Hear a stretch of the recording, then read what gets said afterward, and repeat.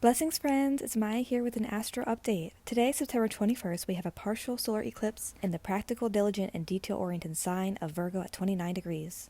Those of you who have planets in the mutable signs of Gemini, Virgo, Sagittarius, and Pisces, or planetary placements around 29 degrees, will likely feel the effects of this lunation the most.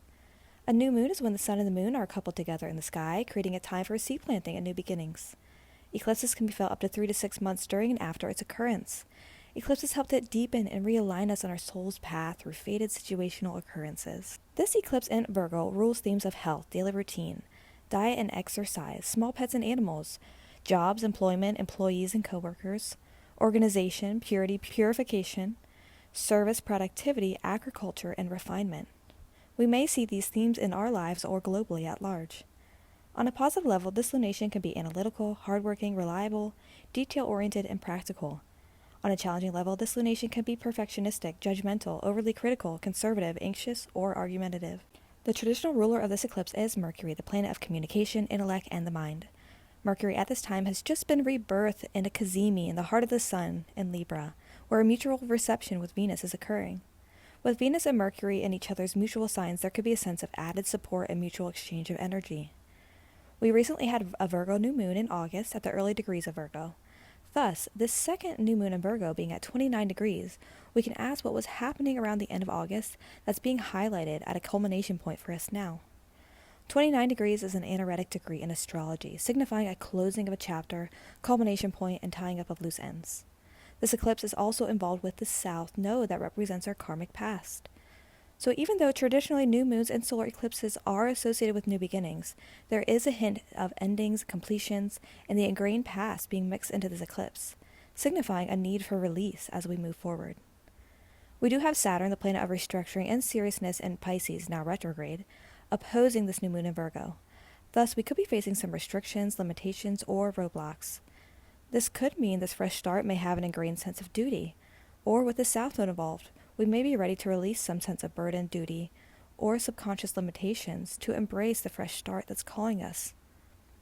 Venus is square to Uranus during this new moon, which can bring a sense of freedom-seeking energy and sudden change in regards to our love, money, and relationships.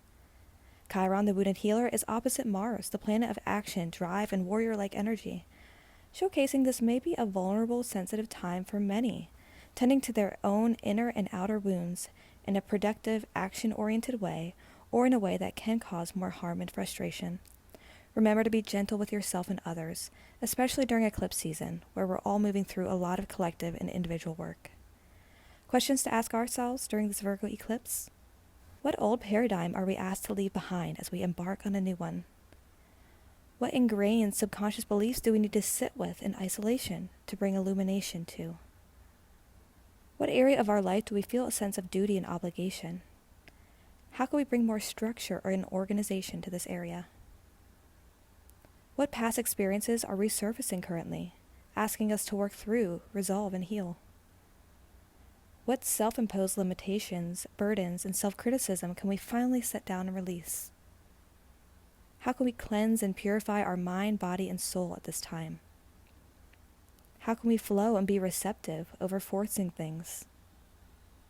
How can we find the balance between Piscean, free-flowing compassion and Virgo, perfectionistic details?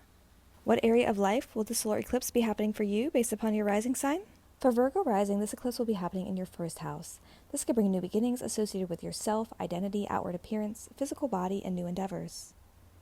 For Libra rising, this eclipse will be happening in your 12th house. This could bring new beginnings associated with your subconscious, belief systems, self-undoings, bad habits, spirituality, mysticism, the hidden arenas of life such as jails and hospitals, but also retreats, ashrams, theater, and the musical mystical arts.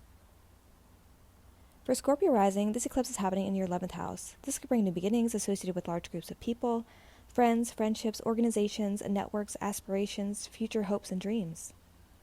For Sagittarius rising, this eclipse is happening in your 10th house. This could bring new beginnings associated with your career, public image, status, reputation, leadership, authority, notoriety, and achievement. For Capricorn rising, this eclipse is happening in your 9th house. This could bring new beginnings associated with long-distance travel and higher learning, philosophy, religion, publishing and teaching, pilgrimages, gurus, and government institutions. For Aquarius rising, this eclipse will be happening in your 8th house.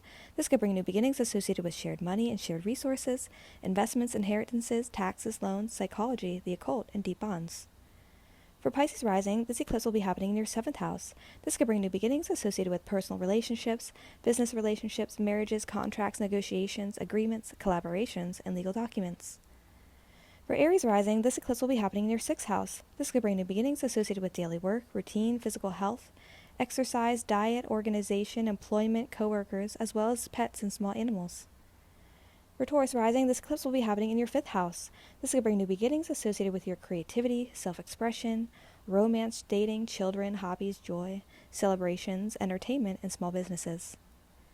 For Gemini rising, this eclipse will be happening in your 4th house. This could bring new beginnings associated with your home life, family life, real estate, property, emotional security, inner safety, ancestral roots, a parental figure, and traditions. For Cancer rising, this eclipse will be happening in your 3rd house. This could bring new beginnings associated with communication, how you think and speak, public speaking, local travel, transportation, community, short-form learning and writing, online content, as well as siblings and extended family. And last but not least, for Leo rising, this eclipse will be happening in your 2nd house. This could bring new beginnings associated with your income, how you make money, saving, earning, spending, physical material possessions, food styles, self-worth, and self-esteem. Virgo solar eclipse blessings to you all.